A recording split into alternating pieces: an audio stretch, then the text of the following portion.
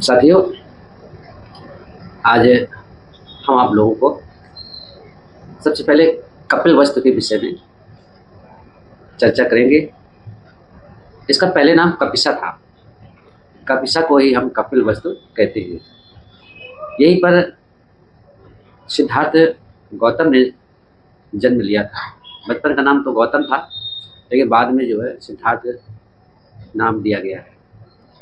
ये चर्चा हम लोग इसलिए करना चाहते हैं कि भारत की जो मूल संस्कृति है, जो भारत की मूल सभ्यता है, वो बौद्ध सभ्यता है और ये बहुत पुरानी सभ्यता है, प्राचीन है। इस सम्यक सभ्यता इसका नाम सम्यक सभ्यता था। इस सम्यक सभ्यता का जो इतिहास है वो थोड़ा सोचने का विषय है, चिंता करने का भी विषय है कि धीरे धीरे ये कैसे कमजोर होता जा रहा है। जिस देश में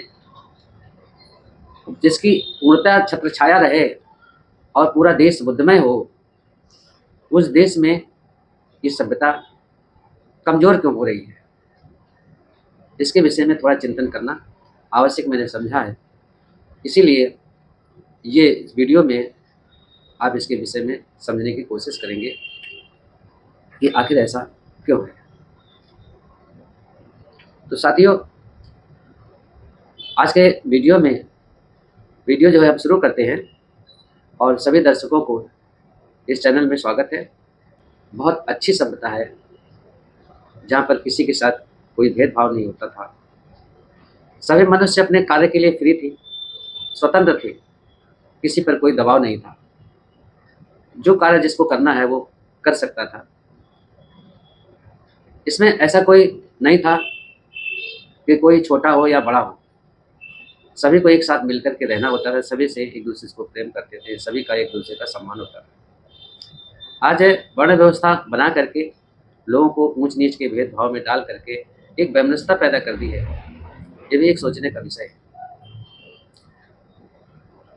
इस वीडियो में हम कुछ उन यात्रियों का भी वृत्तांत है जो बता रहे हैं कि 399 ईस्वी में जो फाहियान आते हैं, आकर के यहाँ नालंदा में विद्या अध्ययन करते हैं और भारत में 15 वर्ष तक रहते हैं, यहाँ का भ्रमण करते हैं।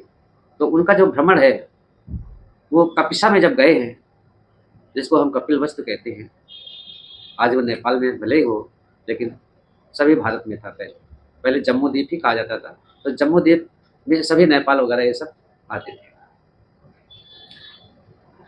तो उनकी यात्रा में जो उन्होंने देखा है, कपिल वस्तु के विषय के स्थान में जब गए हैं तो वहाँ जो देखा है उन्होंने अपनी डायरी में नोट किया है। उन्हीं का वृत्तांत आप लोगों को बता रहे हैं, क्योंकि उन्हीं के द्वारा ही इस भारत की संस्कृति का पता चलता है। बाकी तो आप लोग देखते ही हैं कि उस संस्कृति को दफना दिया गया था जमीन में। आज उत्खनन हो रहे हैं तो वो सारी सभ्यता के जो प्रतीक हैं, एविडेंस हैं, वो आज मिल रहे हैं। ये जब सबसे पहले ये कपिल वस्तु की ओर जब जाते हैं तो वहाँ आसपास के गाँव में भ्रमण करते हैं। ये लिखते हैं कि नगर के पश्चिम में एक गाँव है जिसका नाम टुवीड है। गाँव का नाम क्या है? टुवीड। वहाँ पर कश्यप जो बुद्ध हैं वहाँ दिखाई देते हैं। इसके बाद कच्छंद बुद्ध भी मिलते हैं और कनक मुनि बुद्ध के जन्म स्थान जो है उस 10 किलोमीटर के दायरे में उनको दिखाई देते हैं, जो लगभग ये 25 ली यानी 10 मील के आसपास ही सब ये स्थान है। यहाँ पर उनके अलग अलग स्तूप बने हुए हैं। स्तूप ये मनौती स्तूप हुआ करते थे। ये तथागत बुद्ध के पहले के ये बुद्ध हैं। भगवान तथागत बुद्ध जो है वो तो 28वें बुद्ध है। इसका मतलब ये है कि ईसा पूर्व लगभग 10,000 वर्ष पहले ये देश बुद्ध को ही जानता था। यहाँ की सभ्यता जो वो 10,000 वर्ष पहले पहले की थी। क्योंकि गौतम बुद्ध के पहले जो कश्यप बुद्ध हैं वो 800 वर्ष पहले के हैं। इसलिए ये कहा जा सकता है कि जो बौद्ध सभ्यता है वो दसियों हजार वर्ष पुरानी है। इसके बाद फिर ये वहाँ से एक योजन से कम दूरी पर चलते हैं। एक योजन से कम दूरी पर जैसे चलते हैं, इसका मतलब ये है कि 8 कोस जब चलते हैं तो कुछ कपिल वस्तु पहुँचते हैं। अब कपिल वस्तु पहुँच जाते हैं जहाँ पर देखते हैं कि न राजा है और न प्रजा। कुछ श्रमण निवास करते हैं। शुद्धोधन के महल में माता महामाया और गौतम बुद्ध की प्रतिमा बनी हुई है, ये देखते हैं। यहीं पर कुमार गौतम, ये भगवान तथागत का बचपन का नाम है। कुमार गौतम जो है ये बचपन का नाम है इनका। सिद्धार्थ बहुत बाद में हुआ है, जब संस्कृत आई है उसके बाद ही जो है ये सिद्धार्थ नाम लिया गया है। यहीं पर उनके छोटे भाई नंद जो थे और गौतम बुद्ध जो है, जब मृत हाथी था तो उसको कोई बाहर नहीं कर पा रहा था, तो ये दोनों लोग मिलकर के उस हाथी को बाहर, गांव के बाहर किया था। यहाँ पर वो ये भी लिखते हैं कि यहीं पर गौतम बुद्ध एक तीर मारा था जो 6 मील की दूरी पर गिरा था, और गिरने के बाद यहाँ एक बहुत बड़ा स्रोता उत्पन्न हो गया जिससे पानी निकल रहा था। लेकिन आजकल मैं देख रहा हूँ कि उस स्रोता नहीं है, उस स्रोता को ही कुआं बना दिया गया है और उसमें लोग पानी भरा करते हैं। यहाँ राजा की जमीन जो है वो है और खेत है उनके, जिसमें वहाँ के श्रमण लोग कृषि का कार्य करते हैं। और नगर के पूर्व राजा का बाग है। ये बाग आज भी लुम्बिनी वन के नाम से जाना जाता है। इसी प्रकार ह्वेनसांग जब 7वीं सदी में आते हैं तो इसी तरह का कुछ वर्णन करते हैं।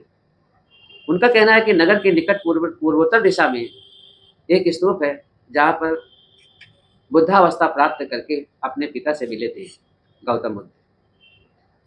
इससे कुछ दूर उत्तर दिशा में एक स्तूप है जिसमें भीतर बुद्धदेव का शरीर रखा हुआ है, यानी अस्थियां भगवान बुद्ध की रखी हुई हैं। उसके ऊपर एक स्तूप बना हुआ है और सामने के भाग में एक 20 फीट ऊंचा स्तंभ है जो राजा अशोक ने इसे बनवाया था। राजा अशोक स्तंभ इसलिए बनवाया था ताकि गौतम बुद्ध की स्मृति हमेशा लोगों के दिमाग में बनी रहे। और इस शिलालेख पर उन्होंने भगवान तथागत के निर्वाण का संपूर्ण वृत्तांत भी लिखा हुआ है। ये पाली भाषा और धम्म लिपि में लिखा हुआ है। इससे पता स्पष्ट हो जाता है कि 7वीं शताब्दी तक बौद्ध धर्म मजबूत था और जो सम्यक संस्कृति है वो हमारी स्वस्थ और सही रूप में चल रही है। यानी भगवान गौतम बुद्ध के परिनिर्वाण के बाद लगभग 1300-1400 वर्ष तक वो सभ्यता चलती रही है। इसके बाद इस सभ्यता में ह्रास आने लगता है, कुछ टूटना प्रारंभ हो जाता है। इसलिए इसका वर्णन जो है हम आगे करेंगे, क्योंकि यहाँ पर अब 7वीं शताब्दी तक तो हम देखते हैं कि ये सभ्यता ठीक ठीक चल रही है। इसके बाद इसमें थोड़ा कमी आना प्रारंभ होती है। इसके लिए हमें चचनामा से देखना पड़ेगा कि क्योंकि 700 ईस्वी में चच नाम का राजा जो सिंध प्रांत के आसपास पंजाब हरियाणा इस एरिया में जो है राजा बना था, वो पहला राजा था ब्राह्मण। तो उसके बाद से हम देखते हैं। तो साथियों, फिर इस वीडियो को हम यहीं समाप्त करते हैं कि वो काफ़ी बड़ा हो जाएगा। अगर चचनामा का हम इतिहास बताते हैं तो काफ़ी लंबा हो जाएगा, इसलिए चचनामा के विषय में हम बाद में वर्णन करेंगे और आपको सब अच्छी तरह से बताएंगे कि किस तरह से ये सभ्यता, हमारी जो पूर्वोत्तर काल की सभ्यता है, किस तरह से धीरे धीरे कमज़ोर होती जा रही है। तो तो धन्यवाद साथियों, नमस्कार, नमो बुद्धाय, जय भीम, जय भारत।